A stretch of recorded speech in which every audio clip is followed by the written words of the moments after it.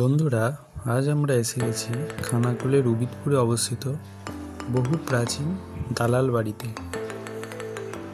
ইতিহাস অনুযায়ী এই দালাল বাড়ি একসময় প্রচুর লোক সমাগমের একটি কেন্দ্র ছিল। দালাল বাড়িতে একটি দুর্গা মন্দির রয়েছে এবং একটি আটচালা রয়েছে। দালাল বাড়ির ভগ্নপ্রায় অবস্থা দেখেই আপনারা বুঝতে পারবেন এটি কত প্রাচীন। মন্দিরটি এখনো দুর্গাপুজো হয়।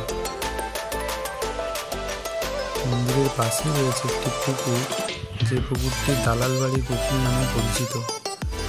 আজ রক্ষণাবেক্ষণের অভাবে জঙ্গলে ঢাকা পড়ে গিয়েছে চারিদিক।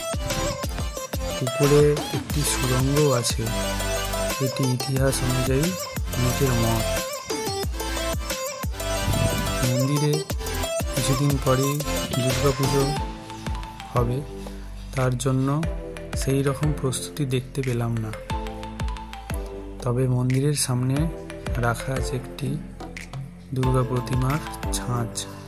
আপনারাও আপনাদের বাড়ির পাশে এরকম প্রাচীন বাড়িতে গিয়ে থাকলে অবশ্যই কমেন্টে জানাবেন। ভালো লেগে থাকলে একটি লাইক করবেন।